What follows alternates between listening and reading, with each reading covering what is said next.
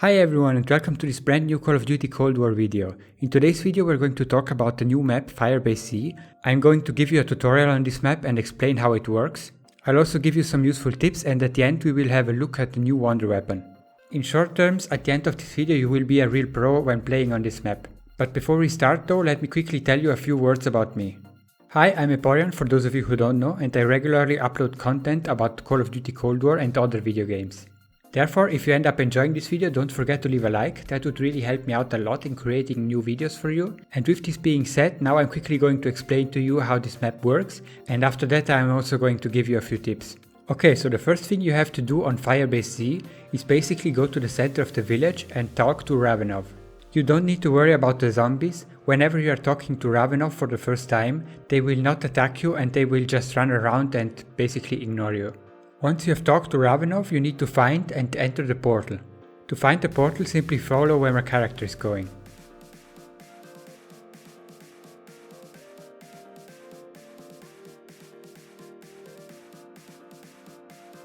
Once you have gone through the portal, you will find yourself inside this area. Here you will see 3 gates. Each one of these 3 gates leads to a reactor. Therefore open one and go to the first reactor. If you have trouble finding the reactors, just look at the walls, you will see the arrows pointing towards them. Once you have found and reached the first reactor, activate it and together with it 2 other machines will activate. You're gonna need to protect these 2 machines because zombies are going to attack them. So basically here you have 2 things to do. First of all, you need to charge the reactor by killing zombies, and then you also have to protect the 2 machines, preventing them from being destroyed by the zombies. And once that is done, the reactor will turn on and together with it all the lights. Now, you also need to do the same thing you just did with the other 2 reactors as well. Once you're done, come back to the central area, take the portal and go to Ravenov. Once you're there, you will notice that the pack-a-punch machine is going to be created near Ravenov.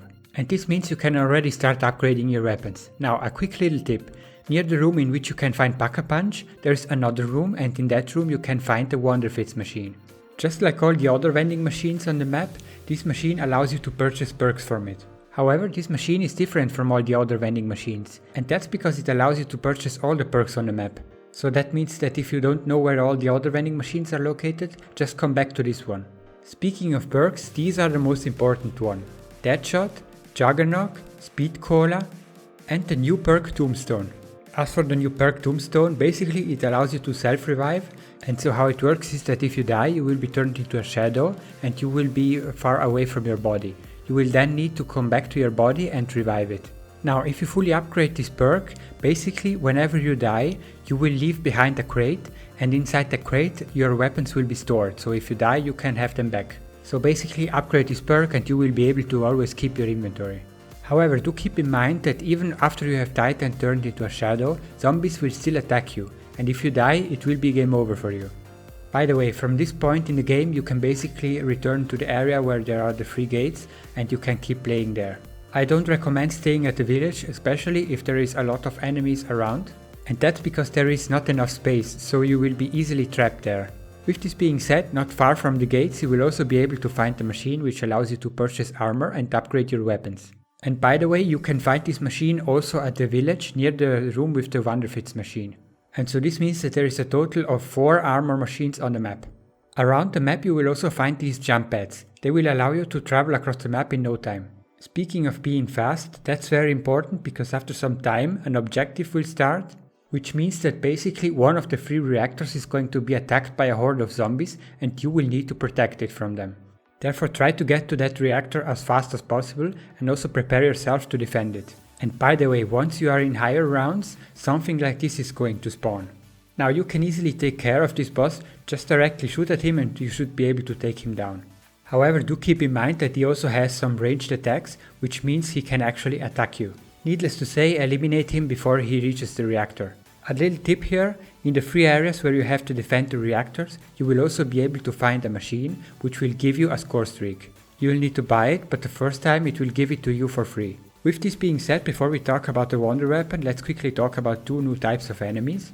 And here we are talking about 2 mini bosses. They will start spawning after some time and they will spawn in every single round. Therefore, if you don't like them, you are out of luck. However, at least in my experience, they are very easy to deal with, so they shouldn't be a big problem. Okay, the first one is this one with the tentacles. I've reached round 44, and if you want my modest opinion, this was the hardest enemy to deal with, outside of bosses of course. He has lots of health, he's fast, and he can grab you from far away. And by the way, that's the most dangerous part. Since he can grab you from far away, he can also trap you, and once that happens, other enemies are going to be able to attack you. And this could really cost you your game. Now, I don't know if there is an easy method to take care of these enemies, maybe in the future we will find one. But for now, the best advice I can give you is to take a shotgun or another very powerful weapon and take him out as fast as possible. You don't want to underestimate this guy. And this one is the second mini-boss. He clearly came out from the film Terminator, but honestly he's not that strong after all. However, he does have a lot of health, and in later rounds it can be hard to kill him. He's not really dangerous, but if you want to get rid of him as fast as possible, just take the portal, he will despawn and be turned into a normal enemy. Okay, and lastly, let's talk about the wonder weapon of this map. It's basically an assault rifle and it has two firing modes. I can guarantee you that you can find this assault rifle inside of the mystery box. However, of course, there could be also another trick which allows you to get it way faster. Please do keep in mind that I tried to upload this video and I recorded it as fast as possible, so it means in the first day, which means that the Easter egg is not active yet. However, there could be an Easter egg which allows you to get a free copy of this assault rifle, like the one with the ray gun. As for the moment, I can only recommend you look inside the mystery box. And as I said, once you have this assault rifle, it can switch between two firing modes.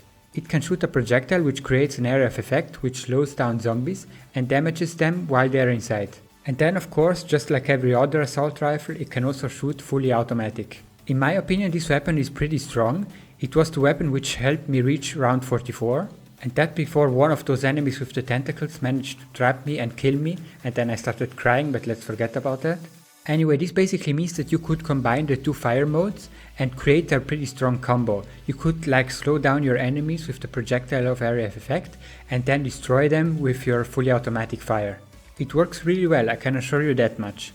However, I'd say this one is pretty good as an introduction video to this map. However, there are still lots of things to be discovered on this map, so if you don't want to miss them, don't forget to subscribe to the channel. I really recommend you watch the next tutorials I'm going to upload about this map, because I think I'm going to play this map a lot more often. And also, if you miss those videos, you could miss out on pretty useful tips, and the zombies might get you and kill you, just like they did with this guy. So to avoid all of that, I'm going to see you next time, and of course I wish you a great rest of your day. Ciao a tutti e benvenuti a questo nuovissimo video di Call of Duty Cold War. Nel video di oggi parleremo della nuova mappa Firebase Z, vi darò un tutorial della mappa, vi spiegherò come funziona, vi darò qualche consiglio e alla fine vedremo anche come funziona la nuova arma miracolosa. In poche parole, alla fine di questo video sarete dei veri esperti della mappa Firebase Z. Prima di iniziare però ancora velocemente qualcosa su di me. Ciao a tutti, io sono Eporion, per quelli di voi che non mi conoscono, e porto regolarmente contenuti su Call of Duty Cold War e altri videogiochi. Se questo video dovesse quindi piacervi, ricordatevi di mettere un like, questo mi aiuterebbe veramente molto a creare molti altri video. Ok, detto questo iniziamo. Allora, come prima cosa vi spiegherò come funziona la mappa e poi passeremo alle altre cose. Quindi, innanzitutto la prima cosa che dovrete fare su Firebase Z è andare al centro del villaggio e parlare con Ravenov. Non dovete preoccuparvi, la prima volta che parlerete con lui i zombie non vi attaccheranno, infatti se ne andranno in giro da soli da qualche parte e vi ignoreranno del tutto. Una volta che avrete parlato con lui dovrete andare al portale. Per trovare il portale semplicemente seguite il mio personaggio.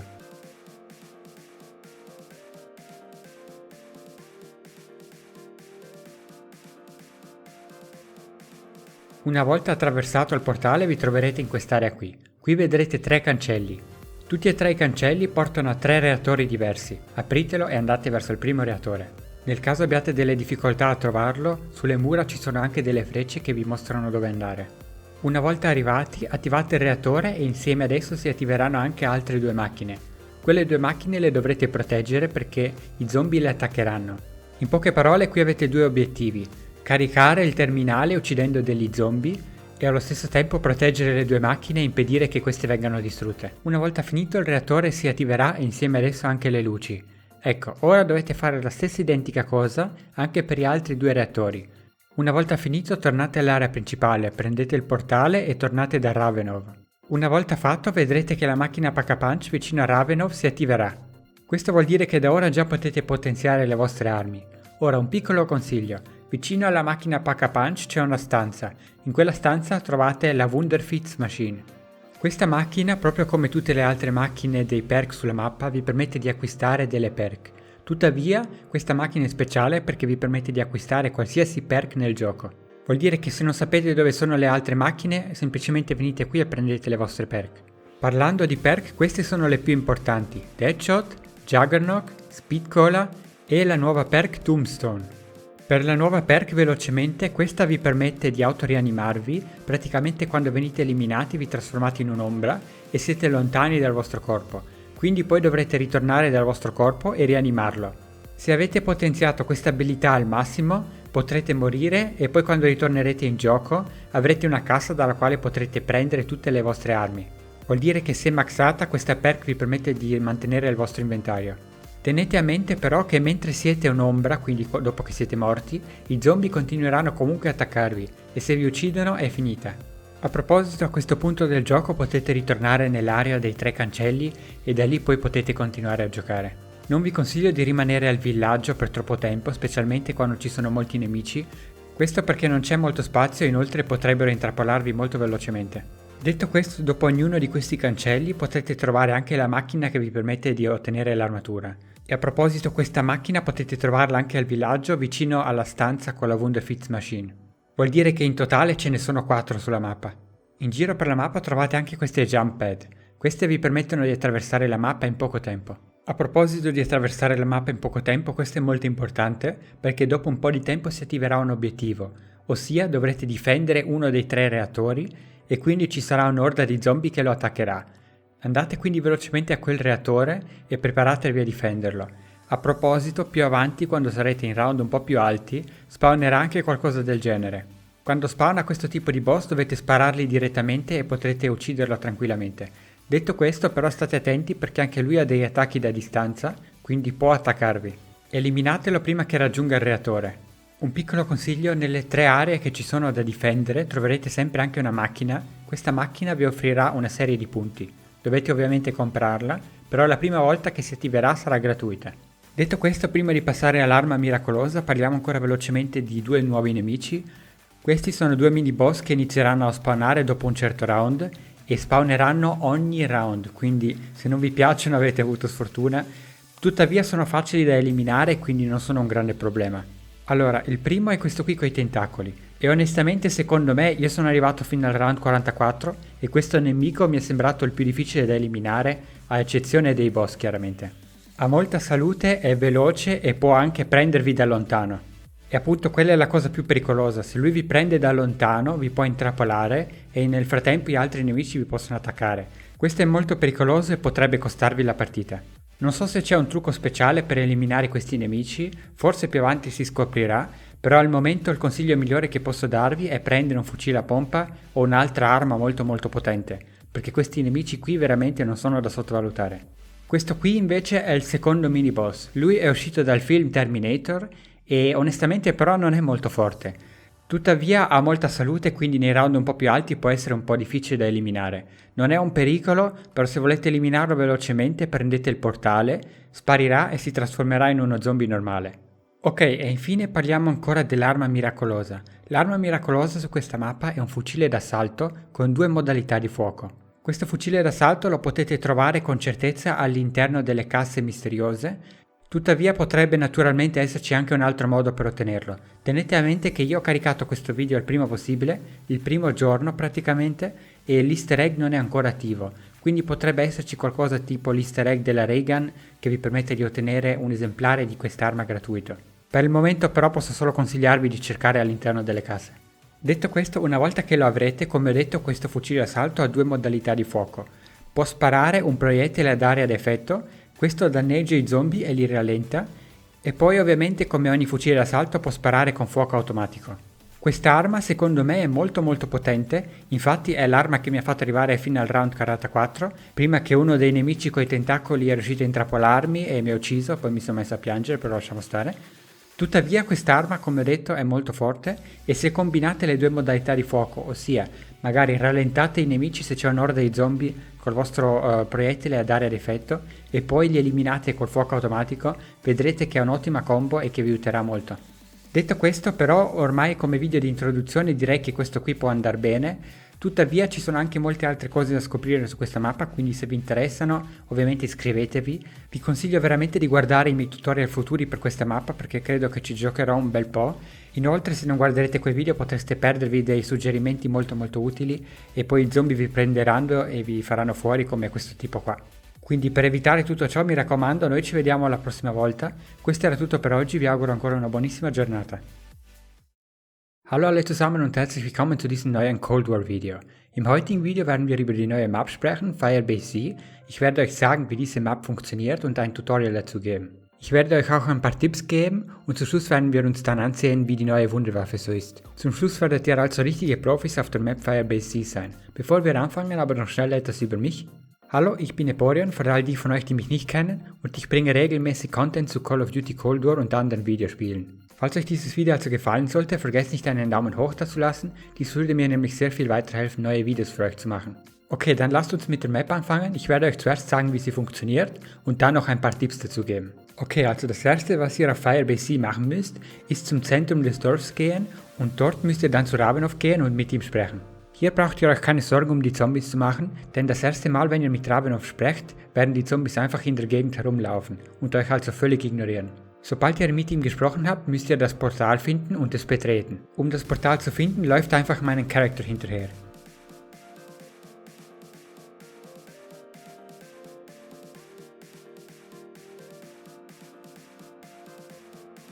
Sobald ihr dann das Portal überschritten habt, werdet ihr euch in dieser Gegend befinden. Hier werdet ihr 3 Tore sehen. Alle 3 Tore führen zu einem verschiedenen Reaktor. Öffnet also eines und geht zum ersten Reaktor. Falls ihr Schwierigkeiten haben solltet, einen Reaktor zu finden, müsst ihr einfach nur den Pfeilen nachgehen. Sobald ihr ihn gefunden habt, aktiviert den Reaktor und mit ihm werden sich auch 2 andere Maschinen aktivieren. Diese 2 Maschinen müsst ihr dann verteidigen, denn die Zombies werden sie attackieren. Ihr habt hier also 2 Aufgaben. Ihr müsst den Reaktor aufladen, indem ihr Zombies killt, und außerdem müsst ihr die 2 Maschinen vor den Zombies verteidigen. Diese dürfen natürlich nicht zerstört werden. Sobald ihr damit fertig seid, wird sich der Reaktor aktivieren und mit ihm auch alle Lichter. Okay, und das gleiche müsst ihr dann auch mit den anderen beiden Reaktoren machen. Sobald ihr das gemacht habt, kommt wieder zurück zum Zentrum und dann geht wieder zu Ravenov. Sobald ihr dann da seid, werdet ihr sehen, dass die Backup-Maschine neben Ravenov erscheinen wird. Das bedeutet, ihr könnt ab jetzt schon eure Waffen verstärken. Und hier einen kleinen Tipp. Neben der Backup-Maschine gibt es einen Raum. In diesem Raum werdet ihr die Wunderfitz-Maschine finden. Diese Maschine, genau wie all die anderen Perk-Maschinen auf der Map, erlaubt es euch, Perks von ihr zu kaufen. Gleichzeitig ist diese Maschine aber auch anders als all die anderen, denn diese erlaubt es euch, alle Perks am selben Ort zu kaufen. Falls ihr also nicht wisst, wo sich die anderen Maschinen befinden, kommt einfach hierher und kauft hier eure Perks. Da wir von Perks sprechen, diese hier sind die wichtigsten: Deadshot, Juggernaut, Speedcaller und das neue Tombstone. Zum neuen Perk noch schnell, es erlaubt es euch praktisch, euch selbst wiederzubeleben. Wenn die Gegner euch töten, werdet ihr praktisch in einen Schaden verwandelt. Ihr werdet euch dann auch etwas weiter weg von eurem Körper befinden. Bedeutet, ihr müsst ihn erreichen und ihn wiederbeleben. Falls ihr dieses Perk auf das Maximum verstärkt habt, wird dieses Perk eine Kiste kreieren, wenn ihr umgebracht werdet, und von dieser Kiste könnt ihr dann alle eure Waffen zurückbekommen. Bedeutet also, wenn ihr dieses Perk auf das Maximum verstärkt habt, ist euer Inventar immer sicher. Eines müsst ihr aber bedenken: Wenn ihr zu einem Schatten werdet, werden die Zombies euch trotzdem noch angreifen. Und wenn sie euch dann töten, ist es Game Over für euch. Apropos, ab diesem Punkt könnt ihr jetzt auch zur Zone mit den 3 Toren zurückkehren und einfach dort weiterspielen. Ich empfehle es euch nämlich nicht zu lange im Dorf zu bleiben, besonders dann nicht, wenn viele Gegner um euch herum sind. Grund hierfür ist, dass es im Dorf ziemlich eng ist, die Zombies könnten euch also leicht eine Falle stellen. Dies gesagt, könnt ihr nach jedem einzelnen dieser 3 Tore die Maschine finden, die es euch erlaubt, Rüstung herzustellen. Und apropos, diese Maschine kann man auch im Dorf neben dem Raum mit der Wunderfitz-Maschine finden. Insgesamt gibt es also 4 Exemplare dieser Maschine auf der Map. Auf der ganzen Map könnt ihr auch diese Jump Pads finden. Sie erlauben es euch, schnell um die Map herumzukommen. Apropos, schnell sein ist ziemlich wichtig, denn ab einem gewissen Zeitpunkt wird sich eine Herausforderung aktivieren. Sobald dies dann geschieht, müsst ihr einen der 3 Reaktoren verteidigen, denn viele Zombies werden kommen und ihn angreifen. Begebt euch also schnell zu diesem Reaktor und bereitet euch vor, denn ihr müsst diesen jetzt verteidigen. Apropos, wenn ihr dann in etwas höheren Rounds seid, wird auch so etwas spawnen können. Wenn dieser Boss dann spawnt, müsst ihr ihn schnell erledigen. Um dies zu machen, könnt ihr einfach nur auf ihn schießen. Ihr müsst aber allerdings auch etwas Acht geben, denn auch dieser Boss kann von der Distanz aus angreifen, das bedeutet, er könnte euch attackieren.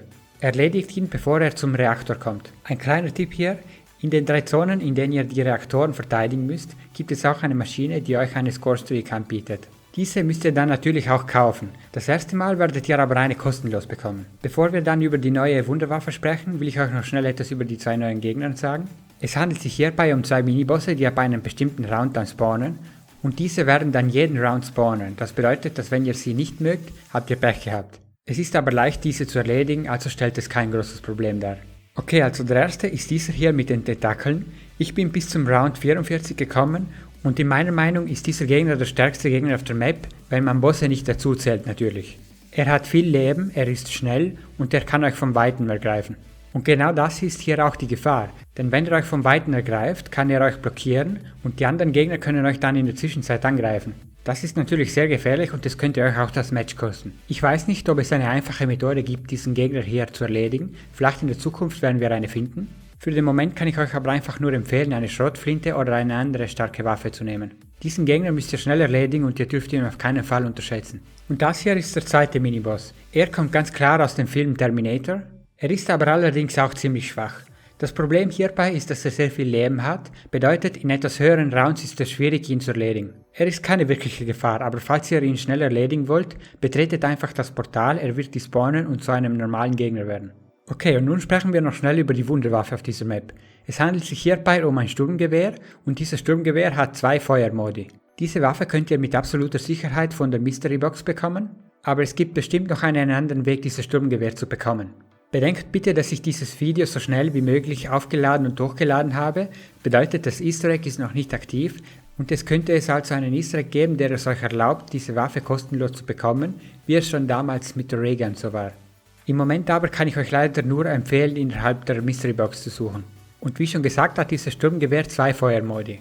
Mit dem ersten könnt ihr einen Schuss auf die Gegner schießen, es wird sich dann eine Art Zone bilden, die die Gegner dann verlangsamt und ihnen Schaden zufügt. Und natürlich wie bei all den anderen Sturmgewehren gibt es da natürlich den vollautomatischen Modus. Meiner Meinung nach ist diese Waffe sehr stark und dank dieser Waffe bin ich bis zum Round 44 gekommen. Bis mich dann ein Tentakelmann blockiert und getötet hat, wonach ich dann geweint habe, aber sprechen wir am besten gar nicht darüber. Auf jeden Fall, wie gesagt, ist diese Waffe ziemlich stark und wenn ihr die 2 Fire-Modi miteinander kombiniert, könnt ihr eine tolle Combo herstellen. Also zum Beispiel, ihr könnt auf den Gegner schießen, sie verlangsamen, ein bisschen Schaden zufügen, dann auf den vollautomatischen Modus wechseln und sie dann innerhalb von kürzester Zeit erledigen. Auf jeden Fall denke ich, dass dieses Video ziemlich gut ist als Einsteigervideo zur Map, aber es gibt noch sehr vieles über diese Map herauszufinden, also wenn es euch interessiert, abonniert den Kanal. Ich empfehle es euch wirklich, meine zukünftigen Videos dieser Map euch anzuschauen, denn ich werde in Zukunft öfter darauf spielen. Verpasst also nicht meine zukünftigen Tipps, sonst könnten euch die Zombies holen und genau wie diesen Typ hier könnten sie euch erledigen. Auf jeden Fall war das alles für heute, ich wünsche euch noch einen wunderschönen Tag.